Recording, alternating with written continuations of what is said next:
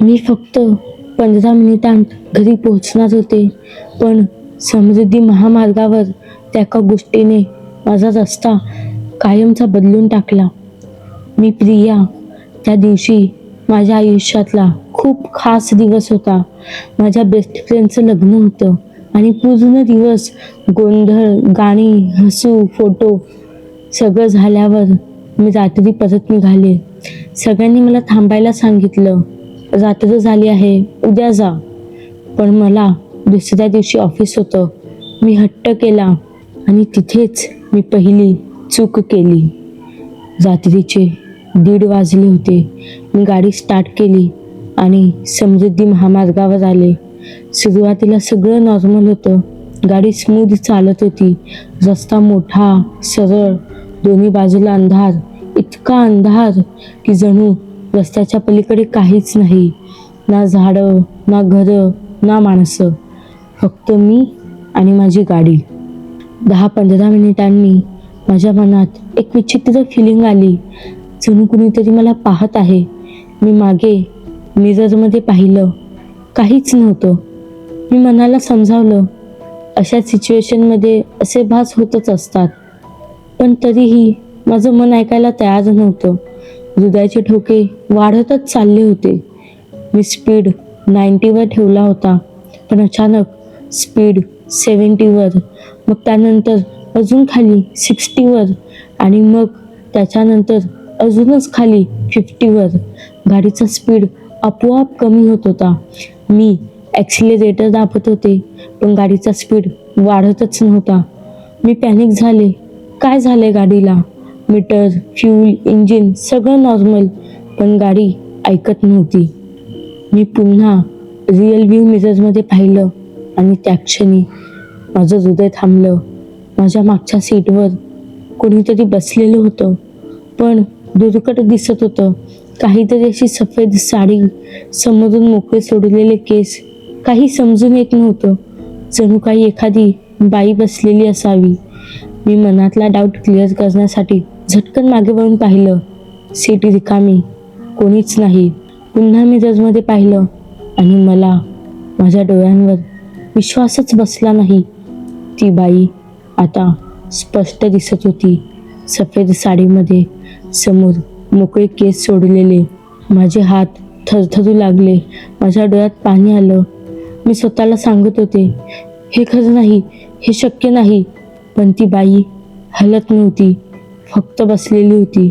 अचानक तिचं डोकं हळूहळू वर उठायला लागलं. मिररमध्ये तिचा चेहरा दिसला. तो चेहरा माणसासारखा नव्हता. डोळे पूर्ण काळे, ओठ वाकलेले आणि एक विचित्र थंड हसू. मी जोरात ब्रेक दाबला. गाडी रस्त्याच्या मध्ये थांबली. मी श्वासही घेऊ शकत नव्हते. अचानक रस्त्यावर धुकं पसरायला लागलं. काही सेकंदांत सगळं पांढरं झालं. मी काहीच पाहू शकत नव्हते. इंजिन चालू होता, पण गाडी हलत नव्हती. त्या शांततेत मला एक आवाज ऐकू आला, टक टक टक, जणू कोणीतरी गाडीच्या बाहेर चालत होतं. आवाज माझ्या गाडीभोवती फिरत होता. मी श्वास रोखून बसले. आवाज खिडकीजवळ थांबला. मी हळूच बाजूला पाहिलं आणि मी जे पाहिलं ते पाहून माझा आत्माच थरथरला. तीच बाई आता गाडीच्या बाहेर उभी होती. ती हळू आवाजात म्हणाली, मला घरी सोडशील? मी काहीच बोलले नाही. माझं शरीर जणू गोठलं होतं. अचानक माझ्या खांद्यावर कुणीतरी हात ठेवला. मी हळूच मागे पाहिलं.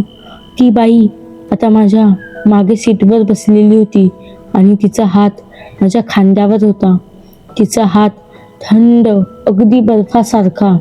माझा श्वास अडकला होता. मी हळूहळू मागे वळले. ती माझ्या अगदी जवळ बसली होती.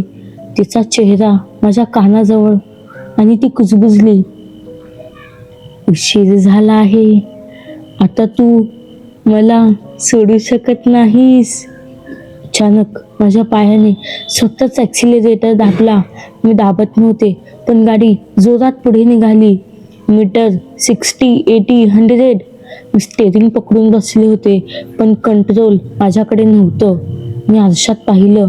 ती बाई हसत होती. मी नेहमी वापरत असलेला तोच रस्ता, पण आता तो ओळखीचा वाटत नव्हता. दोन्ही बाजूला झाडं दिसायला लागली, जिथं आधी काहीच नव्हतं. रस्ता जणू जुना आणि सोडलेला वाटत होता. मी घाबरून गुगल मॅप्स पाहिलं. सिग्नल गेला होता. स्क्रीन फ्रीज झाली होती. मी काहीच केलं नव्हतं, पण अचानक रेडिओ स्वतः चालू झाला. स्टॅटिक आवाज. आणि मग एक आवाज, एक स्त्रीचा आवाज. अपघात 2019, रात्री 2:05. मी थरथर कापत होते. मला अचानक आठवलं, काही दिवसांपूर्वी मी न्यूजमध्ये पाहिलं होतं. समृद्धी महामार्गावर एक भयानक अपघात झाला होता. एक बाई रात्री गाडी चालवत होती आणि अचानक गाडी रस्त्याबाहेर गेली. ती बाई जागीच मेली. मी हळू आवाजात विचारलं, तू कोण आहेस? काही सेकंद शांतता. मग ती म्हणाली, मी अजून घरी पोहोचलेच नाही. माझ्या अंगावर काटा आला. अचानक समोरचा रस्ता पूर्ण काळा झाला. जणू रस्ता संपलाच. गाडी वेगात होती. मी ब्रेक दाबत होते, पण काही फरक पडत नव्हता. ती बाई जोरात हसायला लागली. अचानक माझ्या गाडीसमोर एक तुटलेली कार दिसली. ती पूर्ण जळालेली होती. माझी गाडी थांबली. मी बाहेर पाहिलं. रस्त्याच्या बाजूला एक बोर्ड होता, ॲक्सिडेंट झोन. ती बाई हळूहळू पुढे आली आणि म्हणाली, इथेच माझा शेवट झाला. मी रडायला लागले. मला जाऊ दे प्लीज. ती शांततेने म्हणाली, मी एकटी मेली, आता एकटी जाऊ शकत नाही. अचानक तिचा चेहरा बदलायला लागला.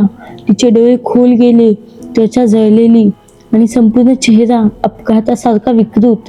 ती माझ्याकडे झुकली आणि म्हणाली, आज तू माझ्यासोबत येणार.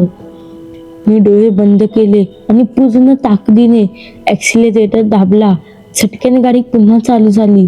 त्या बाईला काही कळण्याच्या आतच माझी गाडी पुढे निघून गेली. मी गाडीच्या साईड मिररमध्ये पाहिलं. त्या बाईचा चेहरा फ्रीज झाल्यासारखा वाटत होता आणि अचानक ती गायब झाली. मला काही समजण्याच्या आतच माझी गाडी एका झाडाला धडकली. नंतर काय झालं याची मला काहीच कल्पना नाही. मी बेशुद्धावस्थेत होते. एवढं आठवतं, जेव्हा मला शुद्ध आली तेव्हा सूर्य उगवत होता. गाडी तशीच झाडाला टेकून होती. बरं झालं, गाडीची फक्त एकच हेडलाईट फुटलेली होती आणि माझ्या कपाळाला थोडासा माज लागला होता. सगळं नॉर्मल दिसत होतं. मी सुटकेचा श्वास घेतला. मी मिररमध्ये पाहिलं. माझ्या मागे कोणीच नव्हतं, पण माझ्या खांद्यावर एक जळालेला हाताचा ठसा होता आणि त्या ठशातून हळूहळू धूर निघत होता. मी गाडी रिव्हर्स घेतली आणि घरच्या रस्त्याला लागले. पण गाडी चालवताना अजूनही माझ्या मनात तेच विचार घोळत होते. 2019ची रात्र, 2:05. तिचं ॲक्सिडेंट, गाडीला लागलेली आग, त्यात तिचा जळून मृत्यू. बघता बघता मी घरी पोहोचले. दरवाजा उघडला. घरात सगळं नॉर्मल होतं. मी लगेच आरशासमोर गेले. माझ्या खांद्यावरचा तो जळालेला ठसा अजूनही तसाच होता. तो फक्त जाणवत होता. तो हळूहळू जळत होता. मी घाबरून मागे सरकले. मी लगेच मोबाईल काढला. गुगलवर सर्च केलं, समृद्धी महामार्ग ॲक्सिडेंट, वुमन नाईट. काही सेकंदांत रिझल्ट्स आले. एक न्यूज आर्टिकल, डेट 2019. मी आर्टिकल उघडलं आणि माझ्या अंगावर काटा आला. त्या आर्टिकलमध्ये लिहिलं होतं, एक बाई, नाव सोनाली देशमुख, रात्री उशिरा गाडी चालवत होती. ती आपल्या घरी जात होती, पण अचानक तिच्या गाडीसमोर कुणीतरी आलं. ती घाबरली. कंट्रोल सुटला आणि गाडी जोरात डिव्हायडरला धडकली. गाडीला आग लागली आणि ती जिवंत जळाली. त्या आर्टिकलमध्ये एक फोटो होता. मी तो झूम केला. तोच चेहरा, तीच बाई जिला मी काल रात्री पाहिलं होतं. माझ्या हातातून मोबाईल खाली पडला. मी सगळं जोडायला लागले. ती अजूनही त्या रस्त्यावर आहे, कारण ती घरी पोहोचलीच नाही. आणि काल ती माझ्या गाडीत बसली होती. त्या रात्री मी झोपायचा प्रयत्न करत होते, पण अचानक माझ्या खोलीत थंडी वाढली. मी हळूच डोळे उघडले आणि माझ्या बेडच्या पायाशी ती उभी होती. मी ओरडायचा प्रयत्न केला, पण माझा आवाजच निघत नव्हता. ती हळूहळू माझ्याकडे चालत आली आणि मला म्हणाली, तू मला इथे सोडलंस? माझ्या डोळ्यातून अश्रू वाहू लागले. मी मी काय करू शकते? ती काही सेकंद शांत राहिली आणि मग म्हणाली, मला घरी पोहोचव. त्या रात्री मी पुन्हा गाडी चालवत होते. समृद्धी महामार्ग, तोच रस्ता, तोच अंधार. पण यावेळेस मी एकटी नव्हती. ती माझ्या बाजूच्या सीटवर बसलेली होती. ती मला दिशा दाखवत होती. इकडे वळ, सरळ जा आणि शेवटी एक छोटंसं गाव आलं. ती हळू आवाजात म्हणाली, हेच माझं घर. मी गाडी थांबवली. ती हळूहळू उतरली आणि माझ्याकडे पाहून पहिल्यांदा ती हसली. ती गायब झाली. मी सुटकेचा श्वास घेतला. सगळं संपलं. पण जसं मी परत निघाले, माझ्या गाडीच्या मिररमध्ये मला एक सावली दिसली.